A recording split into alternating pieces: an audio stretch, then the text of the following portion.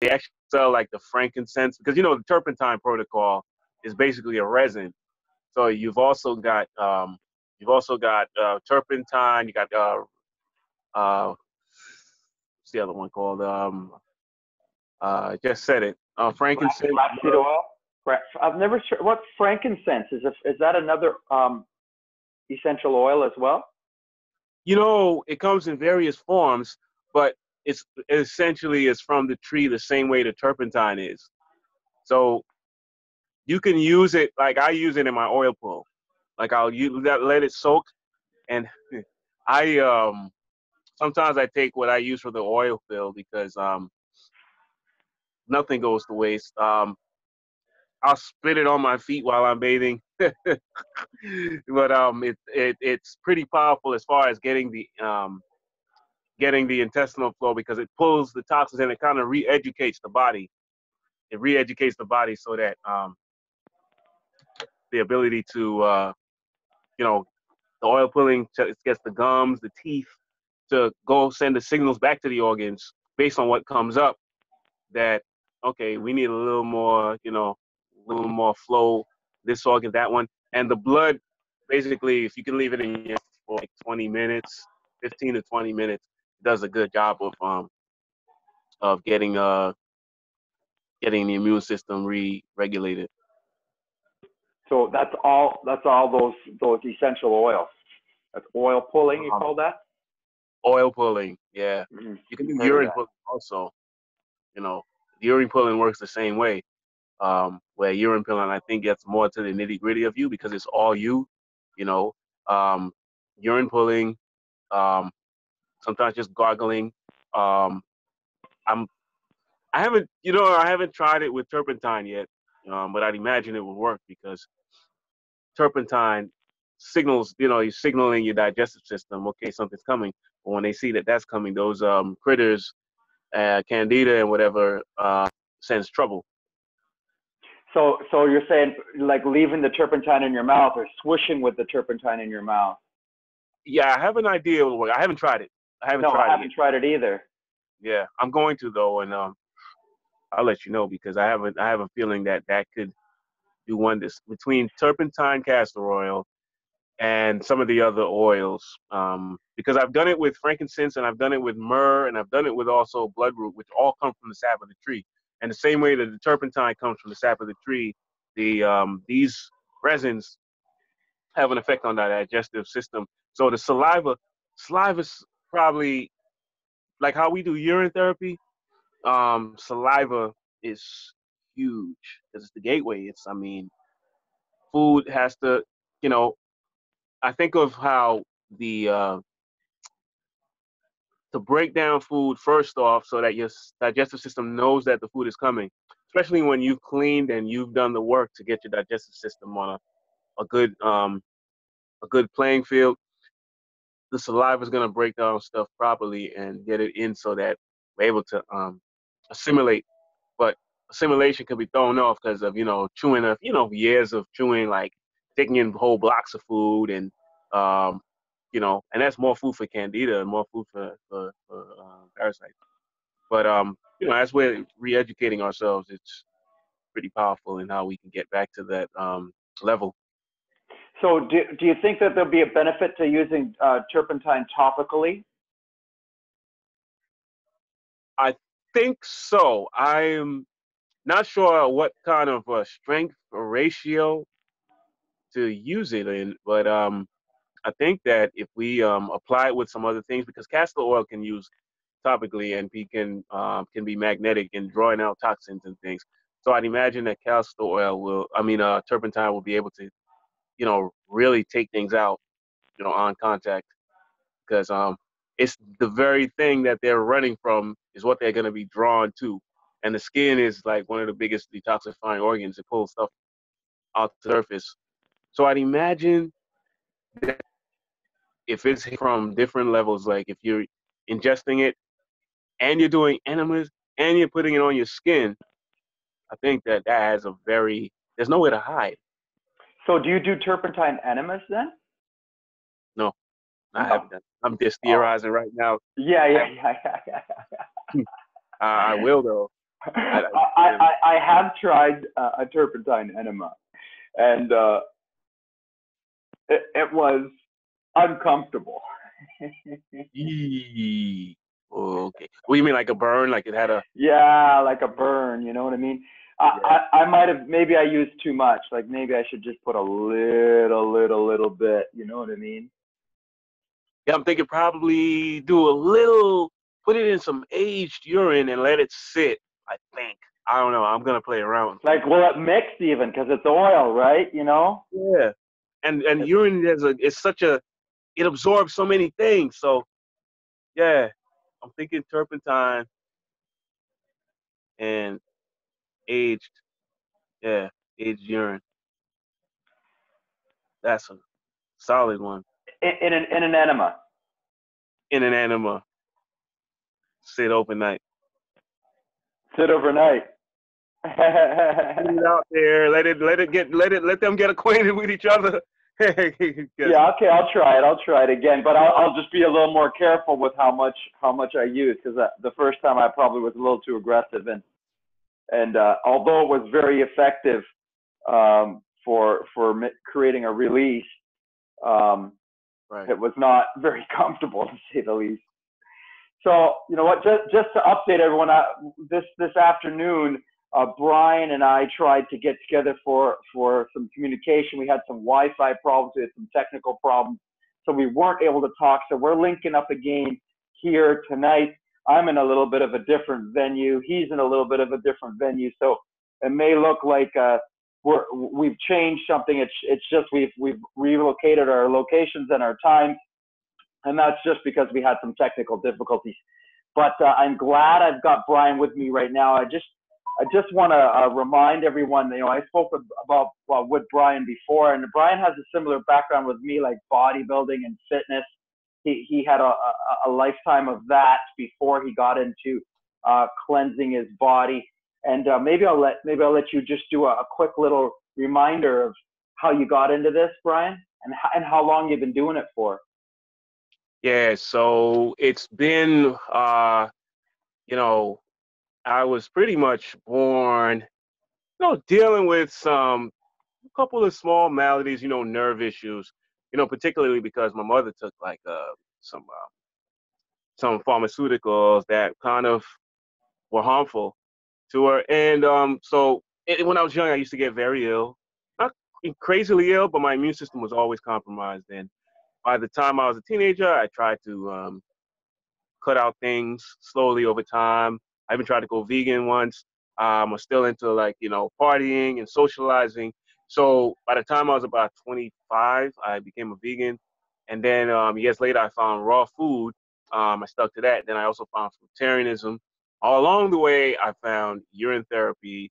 I found detoxing, cleansing, oil pulling, liver flushing, doing, enemas, you name it.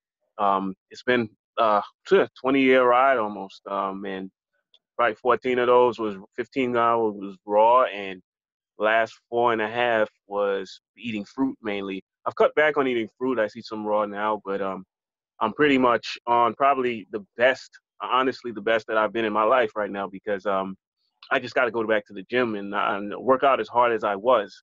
But other than that, mentally, physically, it's never been better. And how old are you now, Bryan? I am 46. Nice. I'm 46 as well. Right on, right on. Yeah. So yeah, you mentioned something. I've been a little bit slack on my enemas, but I have jumped it up again this week. I have gone to that enema a day routine again. I was doing that for a few weeks, maybe 6 weeks or so. I've done that in the past. I'm back to doing that again for a little bit of time here. Um, I've been re-inspired by just doing a couple of enemas. I was just doing enema about once a week, maybe twice a week, but just was not making the time or finding the time to fit it in. And as soon as I jump it back up again, like what a change in your digestive tract and that cleansing that you get and the freedom of energy to come up when you clear out that lower chakra, when you clear out the congestion and constipation and blockage, you don't even realize that it's come back again. But if you've gone through any kind of eating, a holiday or Christmas or Easter, and you've gone through some eating time, it's a good idea to get back to the enemas. What do you say, buddy? Yeah, well, our colon is like the exit. We could have been bad, we could have been good, and especially like the holidays, when you're dealing with that kind of a pressure variance, because eating puts pressure on your body, and so your body always finds a way to re-regulate and exit. It's an exit strategy to try to get stuff out. And a lot of the traditional healers would say, okay, we shouldn't have two-way traffic, but with all the stuff that's going on with food, is very necessary, because food now, um, a lot of people get stuck, and that last level that we need, as you said, that chakra, which is right in line with our, the last portions of our digestion, right along with our root, basically our root. We need to help gets things out, because we need to relieve, open up. Believe it or not, I like to look at the word colon as the word color, because once your colon's clean, you see more. It's the beginning of the day, really. It's like the sun rises, but your sun's not rising if you don't get all of the toxins, everything out that's supposed to come out. It's like walking around with the blinds on your windows when you expect, brightness of the day. And you get the kidneys to function and the adrenal system to function right accordingly. Because people will eat more. You notice you eat less when you clean your colon. You don't even feel that hunger as much. Well, and what you're saying is it's like the light of day, because really that's the root chakra. That's where the energy kind of comes into the body and rises up into your body and lifts up your energy for the day. And if you're blocked there, then you haven't got access to that energy, right? Your energy is being pinched off right at its root. So really important to clean that. And like you said, it's the big spot where we're really expelling everything, all of our waste. So it's the spot that gets the most congested, the most dirty, the most constipated, the most blocked. It's the spot that's got the most acidity. It's got the most toxicity. It's kind of the messiest spot in the human body. So we gotta work to keep it clean. And Dr. Eric was big on it. It was a big part of the program. And for a long time, I didn't want to do the enema because it was just it's dirty, or it's not cool, or I don't really want to talk about it. I don't feel comfortable about it. But I think we got to shine light on these things, and we got to encourage people to take action on these things. And the only way to do that is to kind of demystify it, make it natural and normal and comfortable by us speaking about it and being open and honest about it, so that it's not dirty and ugly and bad, and it doesn't seem like there's anything wrong with doing that, right? Because it needs to happen. Yeah, I've still been under the belief that for a long time, I'd rather just take herbs. But I think kind of Kelly's behind me a lot to encourage her, because she's got her thing going on and she does them regularly. And I saw what it does for her, so I took that on also. And it's that type of thing. But when it comes to this day and age, the same way people can say that we need to add a colon, I have my tubing and I have all of that to do my colon therapy for myself, my enema. The same way people have blenders. I mean, we have to have these ways to intervene with what's happening in our modern society, because everything is being poisoned and dirtied. Everything. And if everything's being dirtied, then all the dirt concentration goes right where the sun don't shine, as they say. Right. All the processed foods, all the cooked foods we've been eating, all the meats and dairies, that's all stuck and congested down there. So you mentioned the herbs. I tell you, I'm using in my enema right now. I'm using raw turmeric and raw ginger. I'm cutting those roots up and I'm boiling them with some cloves, and I'm boiling them in some distilled water with what's that tea bag that I put in there? Oh shoot, I'm forgetting that. But the key ingredients are raw natural cloves, ginger, and turmeric, and I threw an herbal tea bag in there as well too. And I also put in there some organic coffee beans. Mm-hmm. So returning back to introduce coffee back into my system, but only in the enema. I'm not real big on coffee, being ingested by the mouth, because I do believe that has a real negative on the adrenals. But I feel like using caffeine in the enema is so powerful for cleansing. So powerful for cleansing. Have you done that, or have you had some experience Oh, with that? Or yeah, I've used organic coffee, and I've either warmed it or let it sit so that it can get to room temperature, because you don't want to scald yourself. But at the same, no, you do want to get the coffee enema, or I've used coffee and I've used chlorophyll.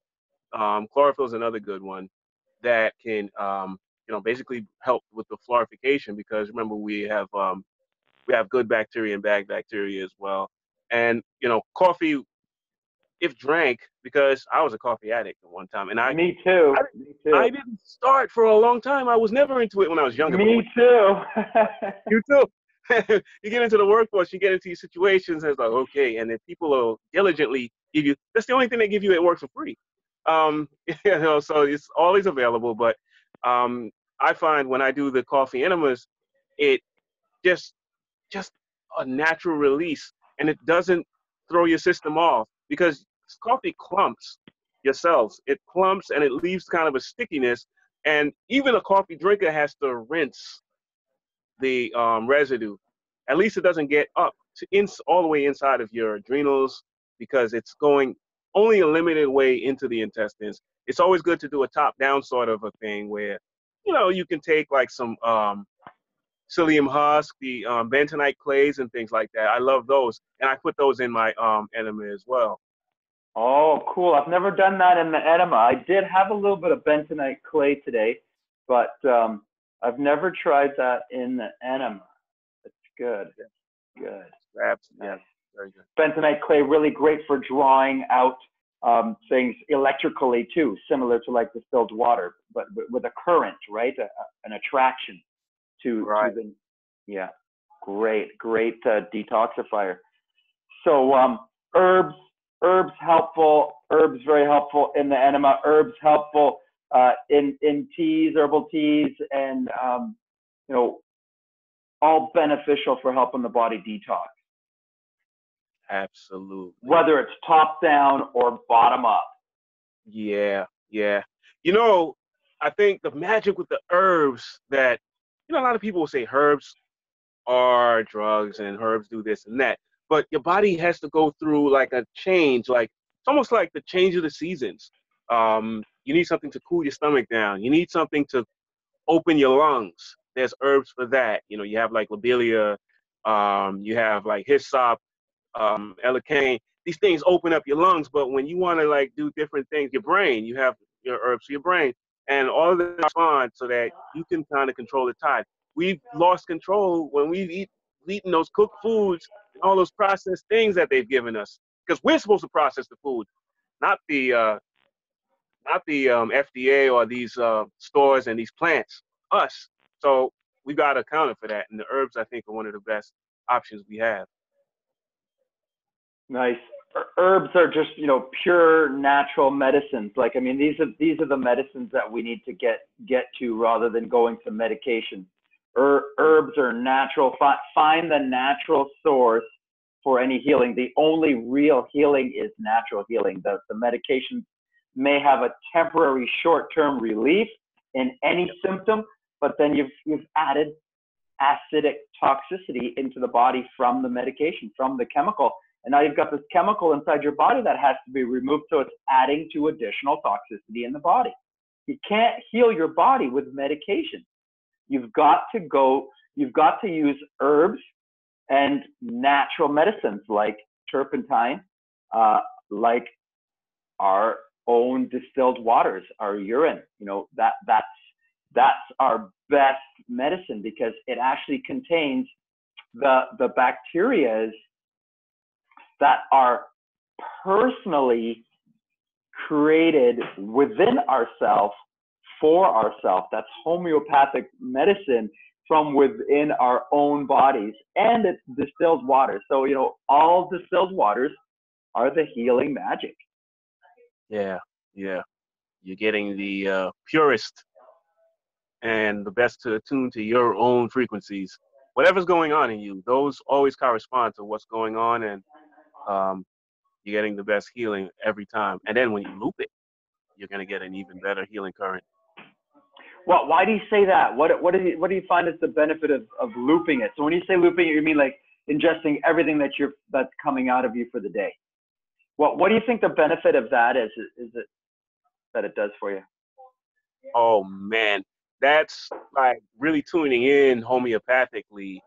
If you want to just whether you're dealing with an illness, whether you're working out, and your body goes through inflammation, and the inflammation that you're trying to cure is basically it's giving your body. It's like a report card. So you get a report card with this bottle, and it's telling you, okay, your uterus, or well, in the case of a man, your your testicles are okay, and your heart could use. You're getting a perfect biofeedback. So you drink it again, it's gonna kind of even the scale. It's like a balance beam, acidity and alkalinity. And the more you drink, you see the stuff getting clear. And I say the clear equates to the clear chakra. So when you get that thing clear, fully realized to the top of the chain, which is the crown chakra. And usually that's like liftoff. So you're saying, you know, like as you loop your urine for the whole day, it becomes more and more clear. It becomes more like just like water, pretty much. It becomes just like distilled water, like the clearest, pure water. And you're suggesting that when that does happen, that's an indication that you're really clearing blockages that you've even got in your head. In your head, from your head to your toe. And then sometimes it'll be good to take a break. Some people will keep going, but it's always good to take a break from ingesting water. We don't always want to hydrate. We also want to kind of dehydrate and oxygenate. But you want to get it to a point where it's clear. Your nerves will relieve you quicker. You'll notice that you're drinking clear urine and your nerves will get rid of it quickly. That could be either two things. That could be either that there's nothing in it for you and it's just passing through, but it's giving yourself a nice tour of your body. Or some people pee when they're nervous, some people pee when they're under pressure, and all the urine is doing is relieving pressure from too much of whatever is in the in what we've taken at the time, or a lack of balance. It's trying to even out the body. So yeah, it gets to a point where it's clearing the body, and it's also creating a nice flow so that you notice how calm you feel. But it's also like I guess the best thing to think of it as is like when you play with those when you were a kid, we were kids, we had those hydrogen rockets, and the hydrogen rocket needed clear water to take off, and so the water has to shoot to the top, rise to the top. That's exactly what it's doing inside of our body, John. And I really like what you brought up there about the feedback loop. You know, it's basically giving that information to your body. If there's something wrong inside of your body, the wrongness, whatever it is inside of your body, is releasing, whether it's inflammation or some sort of message is coming from that site of incorrectness in your body, whatever the injury is. It's releasing something that's now into the bloodstream, which gets cleared out, which ends up being released in the urine. And that feedback, when you take that back in, is bringing knowledge into your body about whatever injury is going on. It's telling your body that you need to create more of this white blood cell or that anti-inflammatory ingredient. So it's giving knowledge to the body, bringing knowledge to the body. And I also like what you said about the looping, is how it I feel like the loop, the circle, it's like it comes back to the start. It always comes back to the self. We always have to look at what's going on in my life is what I created. That's kind of like a circle. And our lives are like a loop. We keep recreating the same things in our life until we see and recognize that we're creating that in our life. And then, so it loops into our life until we learn it. And then we recognize, and then we can get off of that train and create something different. So our life loops like that. That's how the world is. The water heats up, it rises into the air, and then it rains down. Like everything in the planet, everything on Earth works in that sort of circular sort of pattern. What you put out comes back to you. It's all that looping, and the way to heal yourself actually is to loop and circle your own waters, and it just fits and goes. You kind of see that synchronicity with everything that's going on the planet working that way. Absolutely, absolutely. Even as simple as doing a bench press. Somebody, as you know, we're basically inflaming ourselves. We're tearing up the muscle, and it has to rebuild.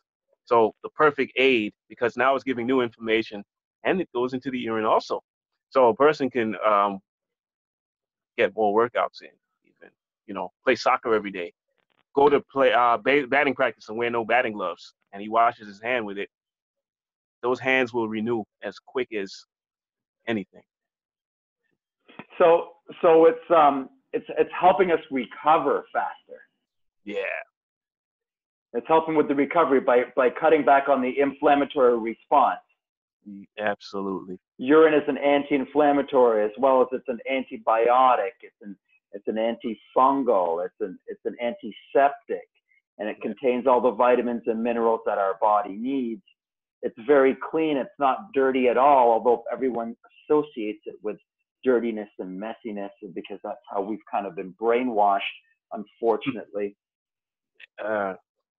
Yeah, unfortunate. It's amazing that there was a time I wouldn't even touch it. If I touched it, I would wash my hands.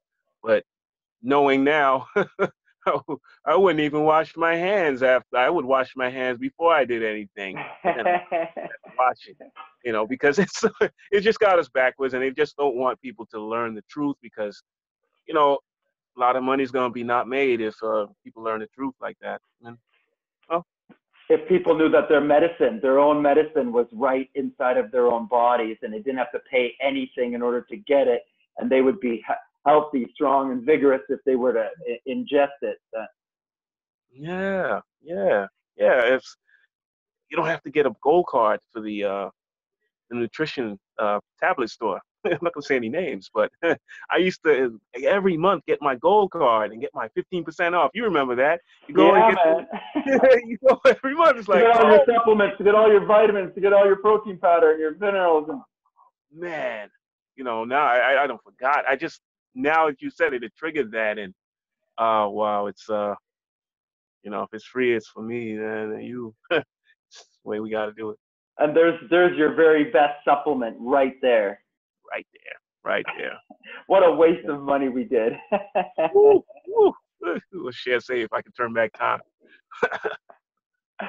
So talking about herbs, talking about urine, we've got to talk about, I think, one of the great masters of the modern time of healing. We've got to talk about Dr. Sebi, because of what's going on right now. I just want to see if I can get your insight. I saw a post that you put out earlier this week about the rapper that was killed on the weekend, I believe. Yeah. Nipsey Hussle was killed on Sunday. Nipsey, right? And Nipsey was doing a movie about Dr. Sebi's life. Yeah. Dr. Sebi was a major influence for me in my life, and moving forward with going deeper into the detoxification lifestyle. I mean, Dr. Eric was the first one, Dr. Morris, and then when I found Dr. Sebi, man, was I ever inspired by him and that message. And really, it just brought a whole new dimension with the electricity that I really resonated with for the working out, for the exercise. Not to mention, he added the urine aspect to it, which Dr. Morris and Dr. Eric didn't. So I credit him on supporting that growth for me.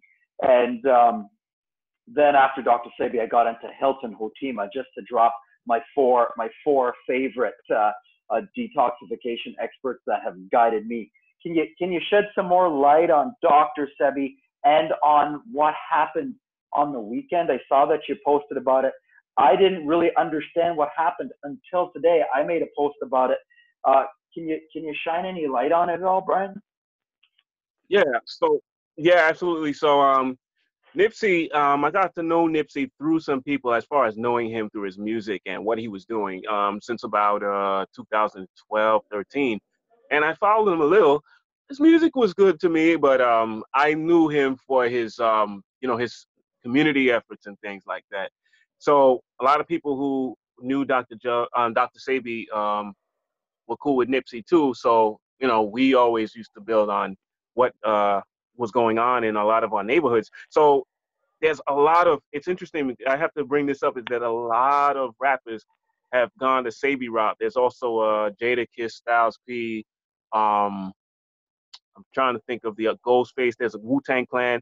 A lot of these rappers have gone the route of Dr. Sabi, but Lisa Left Eye Lopez was the first that really wanted to bring the message, and somehow, she tragically died in an automobile accident back in 2002. So this seems a lot similar um, to what happened with Lisa, what happened with Nipsey.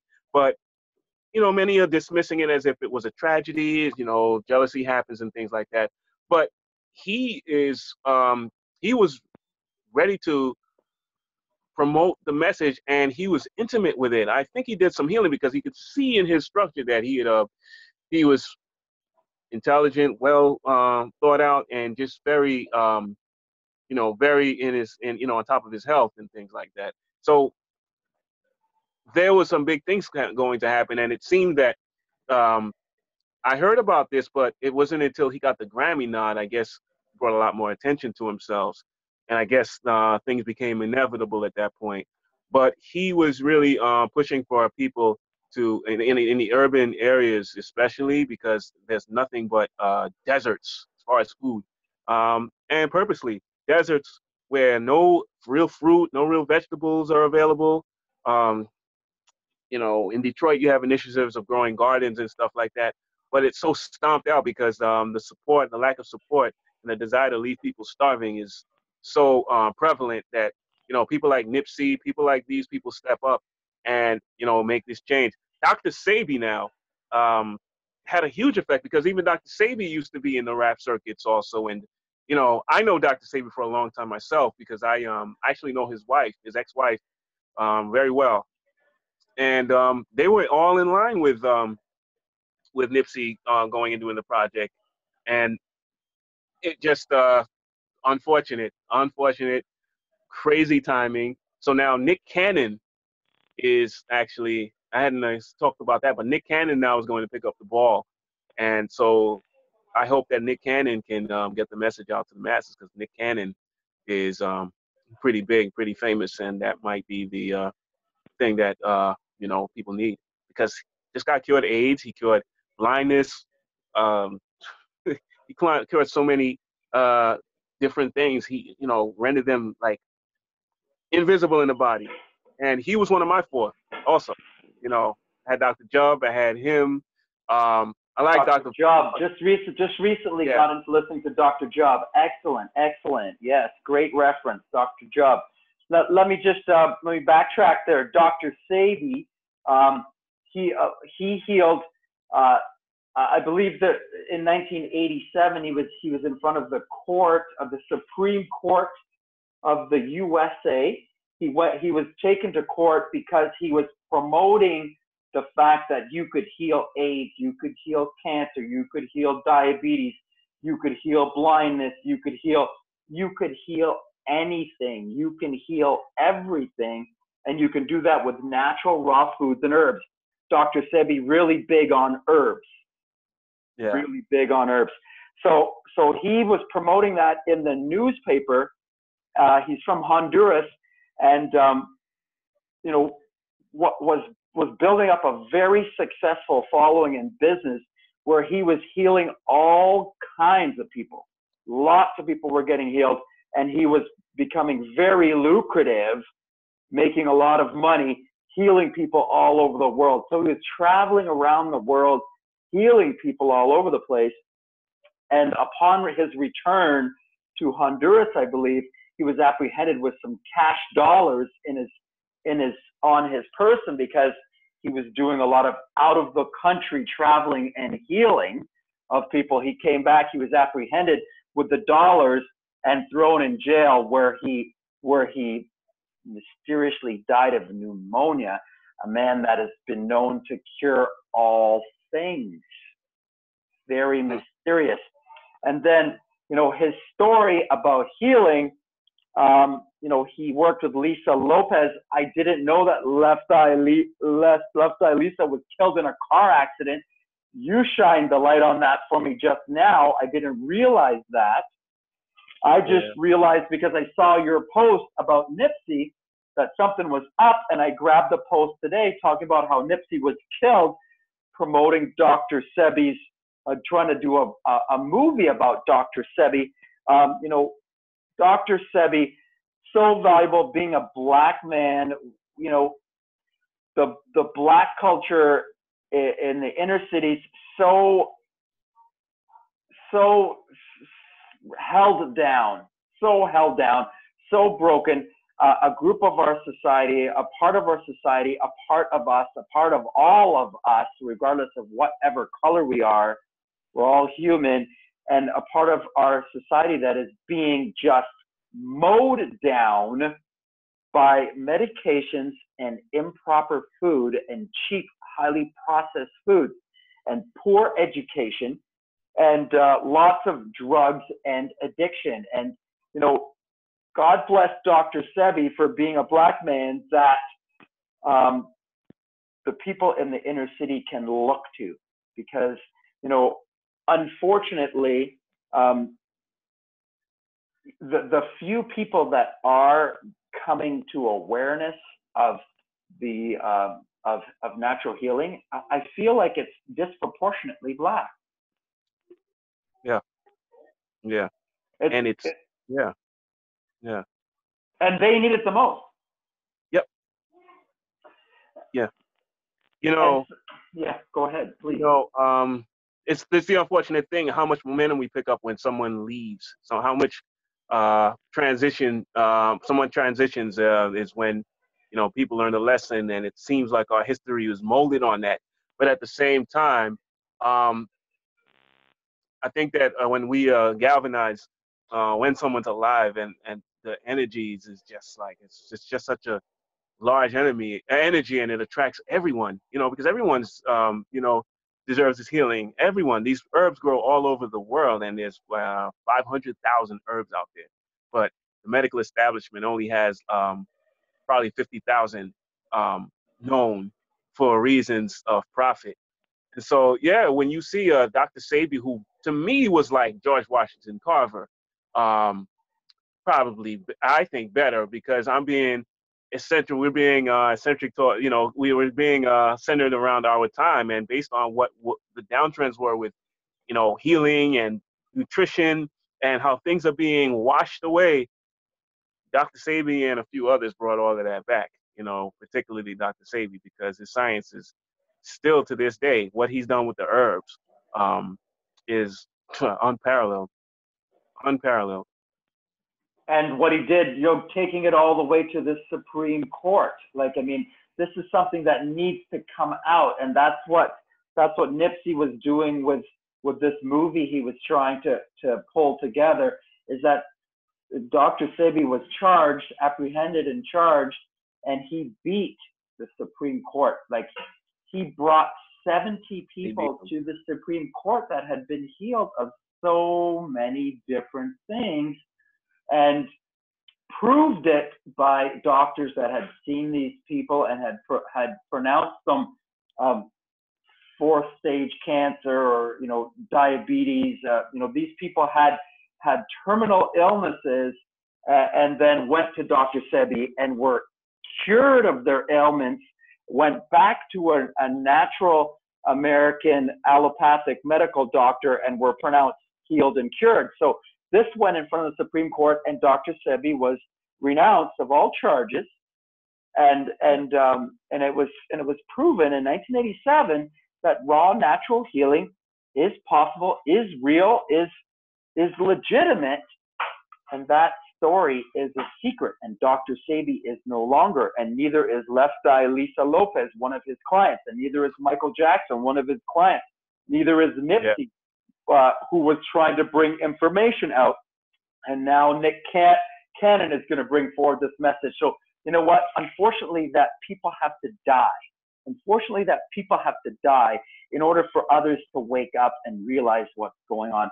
But I hope that, these people haven't died in vain, and that the Dr. Sebi's message can rise up because of this. And, it's such a tragedy, and that this has happened this week. And I'm glad that I've had a chance to talk with you about it. Yeah, yeah. There was another thing that Dr. Sebi said at the time where he was apprehended, was that there was a lot of interesting news that he felt was staged to take attention off of him. So it never really got the coverage it deserved. I think at the same time, Tawana Brawley was a case in New York that women, they say she made up a rape charge. And so there was a whole big deal to do with Al Sharpton and a few other leaders. And that had more of coverage on the news than Dr. Sebi's case. And as a matter of fact, I don't think it got any coverage. I was like 15, 16 at the time, so I don't even remember it. And I didn't hear about that until I met a friend of mine from high school told me about it about 15 years ago, and I was like, who? I even heard this man. And then they told me that this guy was doing all of this work. I was like, whoa, I gotta find out about this thing. So then I learned about that, and they succeeded on that level, but it seems as if so much momentum came out with the internet as the internet came into be, and YouTube and Facebook. Now everything is everywhere, and you've created some fire hoses that are on. We're gonna wash these people away because we're knowing the truth, and we're able to like really receive the benefits of healing. So many things. It's just such a war. It's ridiculous. It's crazy. It's a war. It's a war that that you can heal your body, you can heal your life, and you can do it naturally, and you can do it with your own waters, and you can do it with raw natural fruits and vegetables and herbs. You can heal all things in your life that way. And the medical mafia don't want that information to get out, because they have a lockdown on control of people's minds, thinking that people need to go to a registered doctor that's been in school for 8 years in order to heal themselves, in order to get a medication that keeps them in a trap of paying money for the rest of their life, in an addiction sort of situation where they need to take this medication forever and ever and ever. And it's so sad and unfortunate that they've got this monopoly on the entire globe, and are squashing the little people that are trying to educate the world and the planet, to empower people that the power is within themselves. Yeah. I think about other people that passed on also. Jay Cordich died last year. Jay Cordich was the juice man, and he brought a lot of attention to juicing. And 1 month he was live and kicking and doing all kinds of exercises. Next month he's dead. Um, it was this. I can't remember this guy's name. There's like so many of them, and they, besides Dr. Sabian, these, and then the killing of the naturopathic doctors that are going on like every month. You hear about all these people that are finding. I think Nick Gonzalez is one who found a supposed cure for cancer, and suddenly he's dead all of a sudden. Um, I had a friend who I learned I'm allergy, and this name was Wyatt, and Frank Wyatt um, had created a program for black men to buy houses out of Philadelphia. And unfortunately, I wasn't able to go to the first meeting, which was in 2011. I said I was going to go the next year, but he never made it to the next year. He had suddenly died of a heart attack. Mind you, he was in the best shape of his life at about 55 years old. Fred Bell, another one that died, supposed to come down and speak, was talking to people about, different levels of frequency. He was inventing all sorts of, he was a scientist who invented a lot of, quantum theory, uh, frequency materials, shapes, and sounds and things that he was doing scientifically to like reawaken the human race. He got killed. It's just ridiculous. It's just like Eugene Malov. Eugene Malov, who a lot of what goes on in our body has a lot to do with cold fusion nuclear physics. Like it's just like I like reading about this stuff, and it's people don't really talk about it, but the same way that we don't need calcium from a cow. Um, Elements fuse together in us, with greens, with things that people don't think have calcium and don't think have magnesium, but it's actually inside these things. And we create different elements coming together. Eugene Malov was a guy who dealt with nuclear physics, not a nutritionist, but with nuclear physics. So basically, that was supposed to save money on, heating our home and cars, and they killed him too. it's just, and I'm not laughing, but it's just like Dr. Harris ridiculous. I mean, fell and hit his head on the corner of the road. Like this has been going on since the beginning of time. yeah, It just seems like yeah, everyone that comes to that kind of awareness that really turns on the light inside of themselves and really starts to express it, that if you become too powerful and you get too much of a following, that you're extinguished. So it's becoming evident to me that you're only allowed to say so much and get so successful at it before someone's gonna knock you out, right? yeah, yeah. I intend to go as far as I can go. You know, um, if this was meant to be my, if I have to put my life on it, then I would, because I feel like this is, I mean, it's the best way to be. And, a world that doesn't allow people to express and live at their highest potential is, there's something wrong. Something has to change. But I think that the beautiful thing about now and, being on these social media platforms, at least, is that, you know, there's hundreds, thousands of us that, like what you and I are doing, that are doing the things to reawaken people and to create a change. So I think that the same way that we've got these strong guys like Sabian, these guys who are like huge, strong transformer batteries. Well, we could be 1,000 batteries and just do the same thing and create a change like within us all. I mean, it's just a matter of changing how people feel and how people think. But I feel like it's definitely something worth something that Krishnamurti said when I was going to meditation. He said, "It's you got to be willing to die for it." I mean, it's just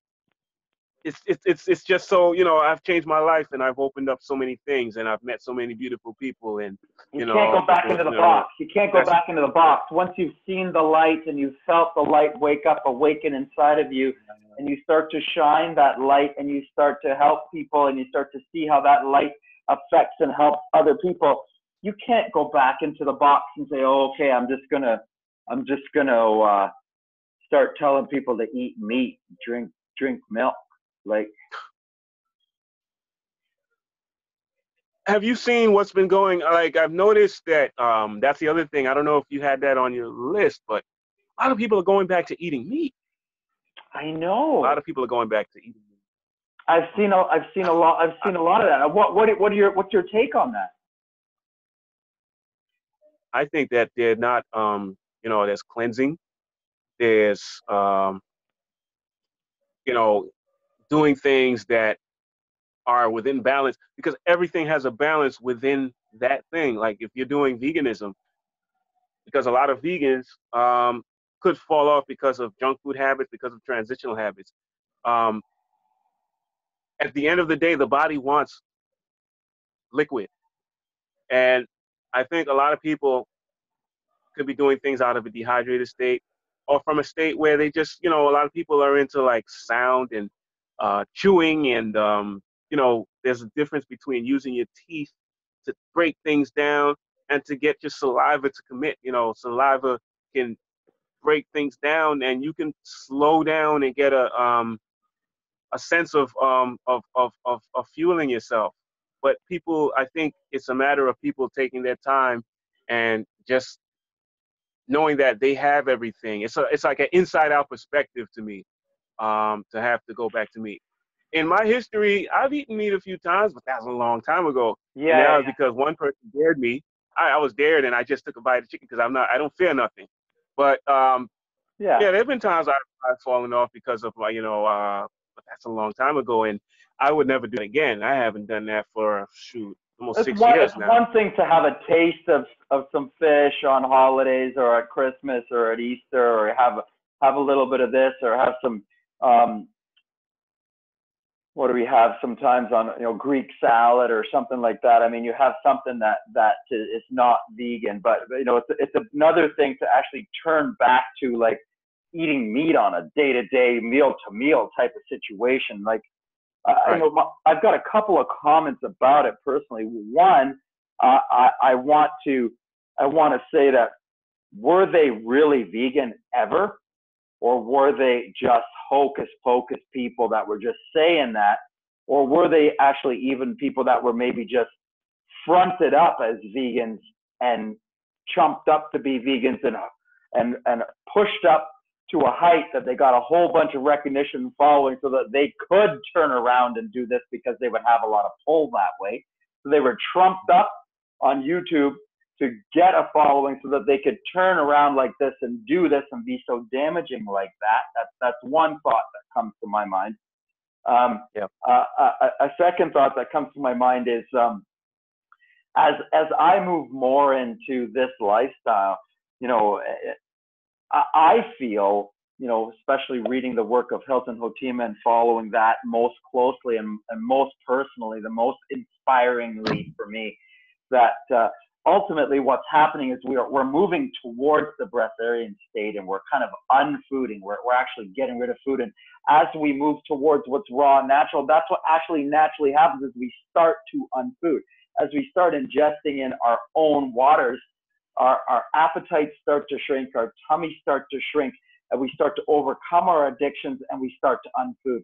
So what I think is going on also potentially is that these people that have chosen the vegan lifestyle maybe get stuck believing that vegan's everything, and it's just not everything. I think vegan's just a step in the right direction. It's like step one, and then you got to go raw, and then you got to go fruit, and then you got to start doing those extended fasting, and then you got to look at your own waters.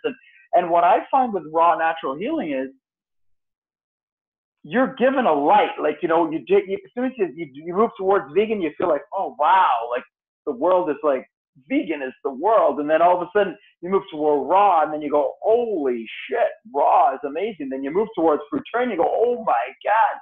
And every time you take a step forward, the bright lights come on. It's like you fall in love again. Like the first time you meet someone, it's like, wow, this is it. Happiness is here. That's how the world teaches us. yeah, That's how we're taught by the world, is the bright lights come on. And yeah. then you kind of get into like the dullness of it. Like, you get into the relationship, the real meat and potatoes of the relationship. It's not the same bright lights anymore. Now you got to work. You got to show that you really want to do this. And if you want to go to the next level, you got to dig deep, and you got to work hard to get there. It doesn't happen unless you dig deep and work hard. You got to No, go to the next level. If you're not moving forward, you're falling back. So these people that are vegans, that stay vegan for extended long periods of time, you've been vegan for 5 years, you're not moving ahead, your life starts to slide back. And so you think, oh, this is no good anymore, and I got to go back to meat. The real truth is you need to step forward. You need to not step back. You need to step forward. You're turning back because you can't, because you don't know, because you're afraid to step into the next step. That's exactly it. Take a step forward, man. Like everyone has got to step forward. If you're a meat eater, if you're eating at McDonald's, you got to stop the fast food. If you're eating at the restaurants, you got to stop eating the restaurants. If you're drinking pop every single day, you got to stop drinking pop and drinking coffee 3-4 times a day, or drinking booze every single night. If that's where you're at, you got to step forward from there. If you got to step forward from meat, you got to step forward from there. If you got to step forward from vegan, you got to step forward to raw food. If you got to step forward from raw food, you got to step forward to fruitarian. You got to step forward to juice. You got to step forward to an extended fast. You got to step forward to distilled water fasting. You got to step forward to dry fasting. You got to step forward to breatharian. It's about moving forward. We all got to move forward. Everyone's got to move forward. Either move forward or die, brother. That's what it is. Right, right. So when you walk upstairs, let's say vegan could be like walking up the stairs. Well, you get to a landing. You get to a landing and you stop there. Now, I don't think anybody desires to go down the stairs, but people fall down the stairs because they keep going up. They take stairway A, which has a landing, and stairway B, which goes straight up with no landing. So these people are not taking breaks. They're just looking for something, some elusive light. Sometimes that could be like the honeymoon thing that people do because they don't stop. They're just doing things without, like a rat on a running wheel.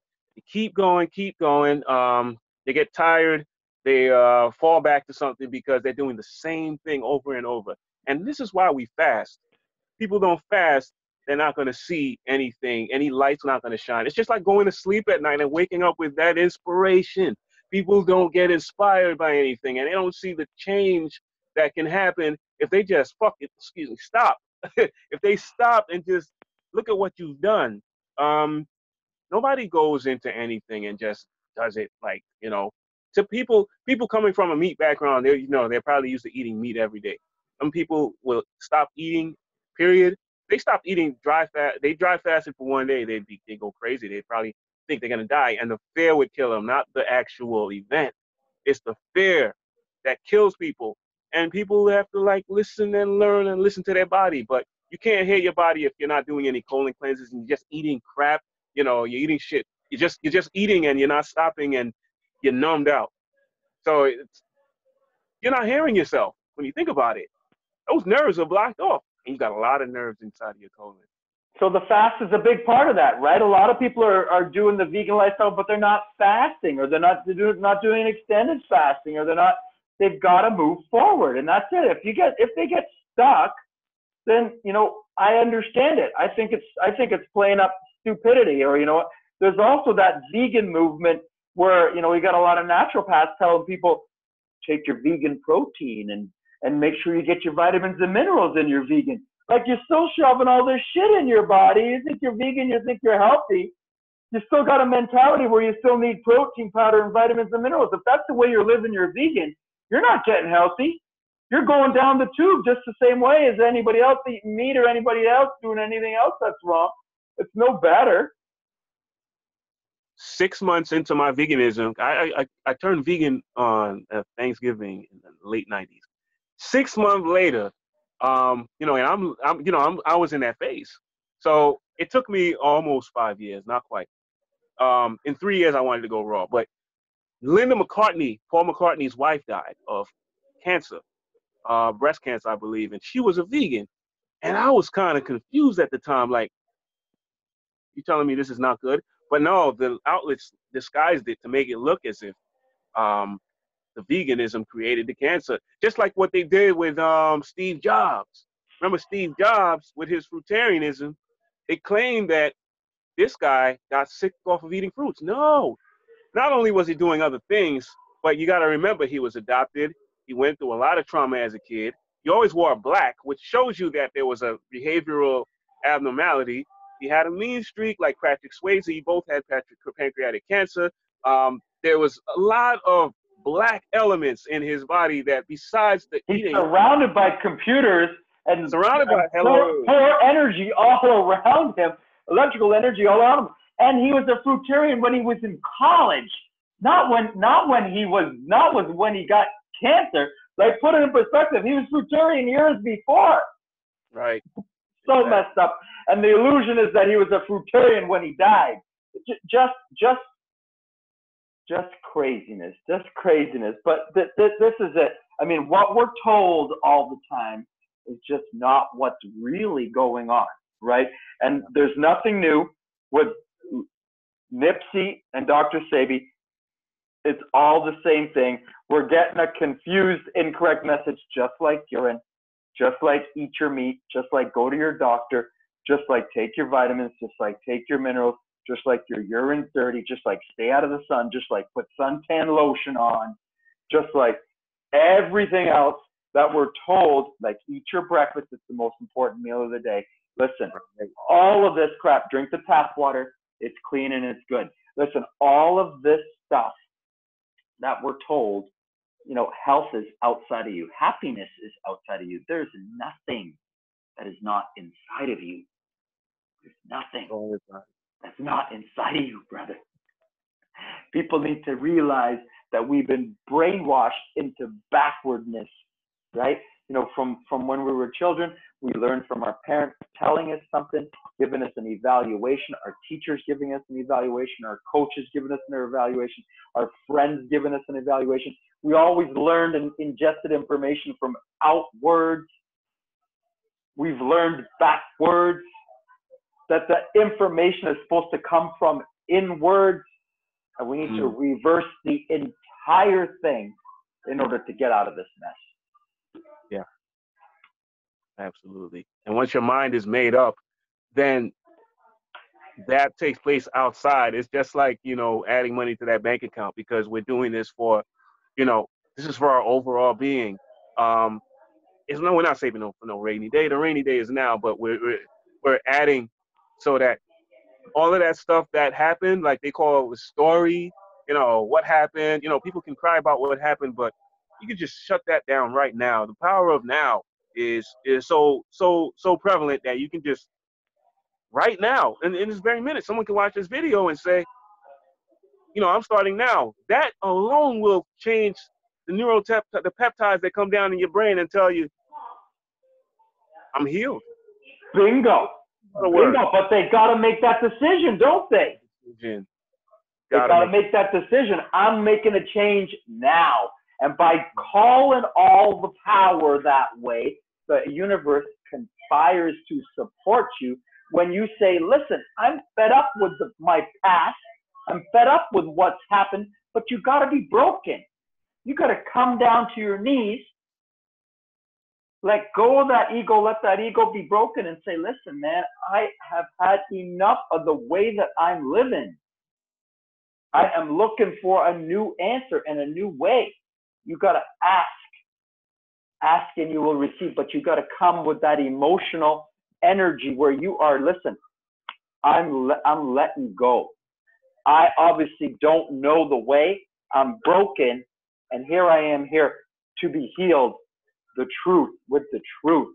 Bring me, show me the truth, and then you will find your teacher. He will appear. She will appear. The information that you need will appear. You've got to come down to below. You got to humble yourself. Empty your cup. Humble yourself. Right? I think I want to talk about a little bit with you. I want to talk about religion. I want to talk about religion a little bit. Talk about what do you got to say about religion, brother? What's your There's so many avenues to religion, and with all the religions that are out there, I mean, I am God. First off, I am the universe. Bingo. I mean, everything exists within me. So what religion teaches us is just like those other things that we were just discussing. You take things outside of you. You have to reach for this thing that's so far-reaching that people spend their whole lives chasing and never reach. People are in churches sick, giving money up, believing that they're going to be healed, and they don't heal. They're paying tithes to greedy ass creatures that are telling them, just add some money to this, and they're all caking, they're all getting their money. Meanwhile, everything that's inside of you is inside of you for a reason. You have all the elements. You have a soul. The soles of your feet touching the ground, the dirt, the grass. Meanwhile, some greedy African preachers are telling guys to go out and eat grass, which is, but you know, I think that once we realize who we are and what we're capable of, and we're not taught these things for a reason. We're not taught anatomy. We should be learning things before we're 10 years old. I think when you look at the Egyptian cultures, which is interestingly where um, after Akhenaten created, worshiping one God, then they turned it, that paganism thing formed. So then the fact that Jesus Christ and Allah and these figures were, your God, were the people that we're supposed to worship. People got thrown into this big, and it's become a bullying tactic too. It's become, I've seen my own family, uh, people, I have a couple of aunts who, I love them dearly. One is in your area. That basically told me and my brothers, like, you guys aren't good because you're not into that. Like, she had us one time, we were together and we wanted us to pray, and since I'm the oldest, I kind of refused. My brothers followed, but it's just unfortunate that so many people have to go down that road when everything you have is inside of you. You've read Hotema, and Hilton Hotema tells you how many universes are inside of your cells. Where you know, religion explains one thing, science explains another. But I like what science says about our plasmas, how many universes are inside of our cells as you go deeper and deeper and deeper and deeper. And then when they talk about the heavens, inside of you, the heavens, when you wake up in the morning, and they tell you mornings to send you off into the astral plane, but you're in it already. And when someone transitions and you have these ancestors, the ancestors look for you. You are heaven. You are hell. You are earth. Um, you have all of these things in you. When you ground, you know, you're touching on, you know, you're gonna have to go to hell though. But hell is what your liver does. Your liver heals you, you know, and that's the rage, the courage, whatever you want to call it, rage to live. But you got to process so that half of your night is spent processing out heaven, the other hell, and then the other half gives you heaven, which is where the DMT comes, where the tryptamines come, where the you know, the devil's hour turns into the angel's hour. I mean, it's just so deep, and they've tried to confuse it so many times. That pineal gland starts to open up. You start to get that light, and that you get all of the minerals come alive. The mineral kingdom comes alive in you, and you're walking um, like beehives, ant hills. You're just all these intelligent beings are inside of you. And I think that's the other thing. I think it's a guy named Master of Earth who talks about the aliens. You remember that? This guy talks about the aliens, and the real alien, Changa talks about that. The real alien pandemic is inside of us. And yeah, I've seen stuff floating in the skies and stuff like that, but I think the real epidemic is in here, getting those parasites out, you know? Parasites can be the yeast entities, dark entities inside of our bodies. Yeah, yeah, yeah. A lot of hell going on in there. That's the hell right there, man. Those are the dark force entities in our life. We are the tree of life, right? Yeah. What I got to say about religion is it's unfortunate because I mean I did come from a background of Christianity. I have studied the Buddhism deeply. I've looked at the world religions. the spirit has come to life in me more now than ever in my life by moving through the detoxification process. I gained greater awareness of the power that's within me, and I've been able to direct that energy more clearly than ever because of the detoxification process, and raising up those energies and gaining greater awareness and connecting deeper with those energies inside of me. But Yeah. I think what is a downfall of the religion is that, if you put your attention on any other god before me, if you look to any other idea, then you are a sinner. And I think that this idea is holding people trapped, and they won't consider, they won't even talk to me because I'm talking about things that are a little bit not Jesus. So it seems like I'm pulling them away from their God. So it's like they have to overcome this thought barrier that they've got inside of them about their religion that holds them trapped in their spot. And until they're willing to challenge their religious views a little bit, they stay locked in a system, in a book that tells them to eat meat, drink wine, and eat bread. Yeah. Yeah, no, as you say, sinner. I forgot how mathematic things are, and you're born a sinner, but you're supposed to be empty. So you're given a weight to a burden due to religion. I had to, I was, in the church a long time ago also, and kept being reintroduced and almost forcefully. But I remember, I was talking with Fabian. I don't know if you know Fabian. I was talking with him Oh a while yeah, ago. bro, yeah. Yeah, so we were talking about like sine waves and cosine waves and stuff. And I was looking at the sign of zero. It's like, let's say you're born at the beginning, for people who don't know math, the sign of zero is zero. But the word sign is sin. And you're starting off empty, but you're given this burden that you have to carry when in fact you control the tides. We're beautiful, like you said, spirals, spirits, periods of motion, and all of these things are in our control. We're not even supposed to age. The aging thing comes from a belief system just like the religious one, because if we were to age, that would base the time construct, is why the religious text uses, which is also why science uses. So I fault both of those for that, and that really models of cause and effect. And the only thing that matters is what we do in this moment and what we're going to do with the next moment. It's just that there's so many of those that people create a story about what happened 10 years ago, and they see that time construct is stuck in a person. So 10 years ago, oh my God, I was at boss and I was at work and I was being beaten and I was being thrown around, not treated with respect. But at the same time, you can forget that whole story and write a new script. And then 10 years later, you won't be crying the same thing.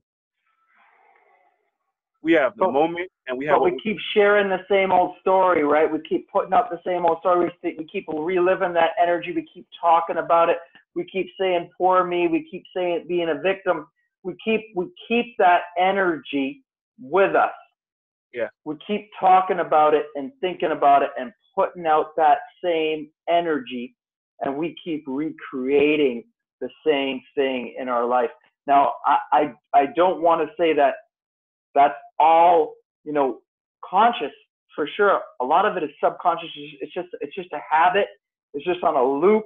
It's just on one of those loops that we haven't discovered that we're actually driving this loop. I'm not going to say that it's not driven by a parasite. It's not driven by candida. It's not driven by yeast.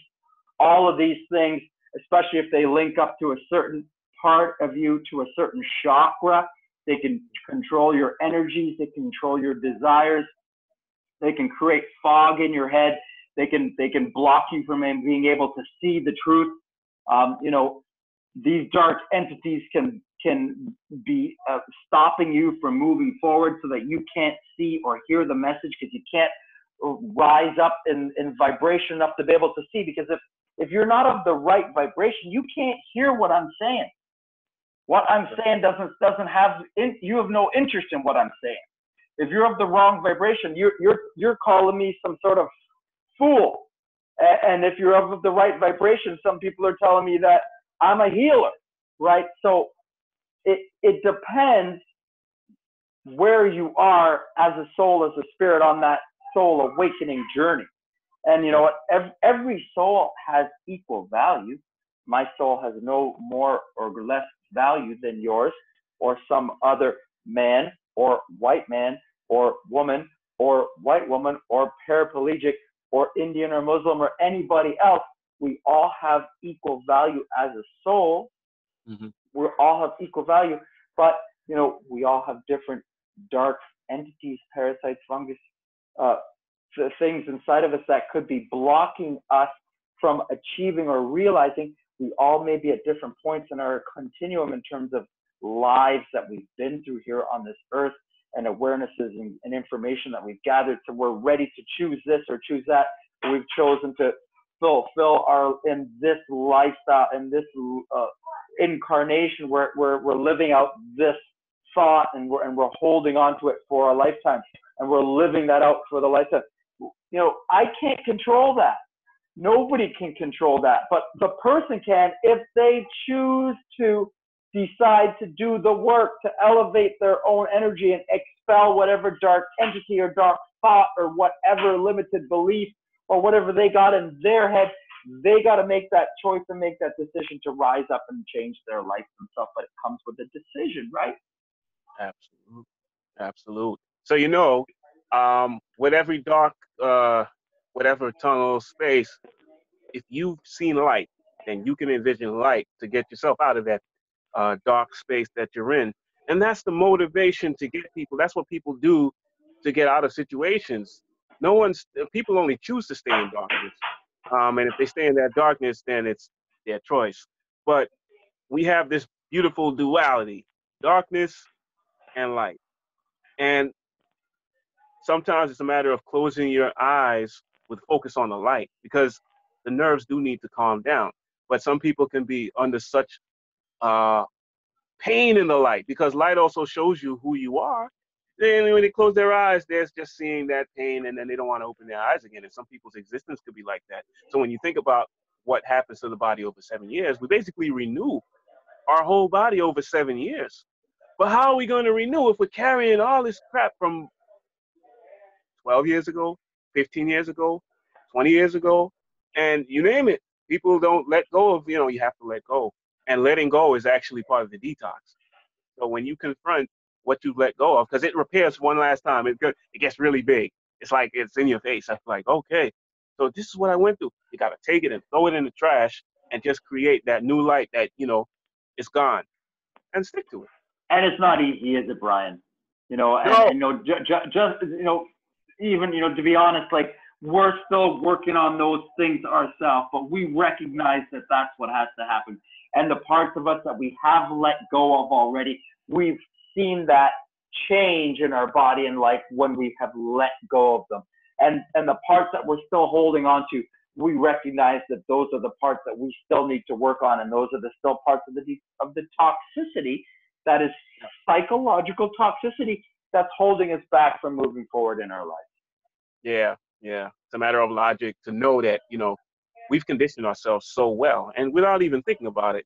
So I think once we know that it's going to take that much more, but it doesn't take as much conditioning to do a thing or to have a thing that we've done because it's all on us. It's all us.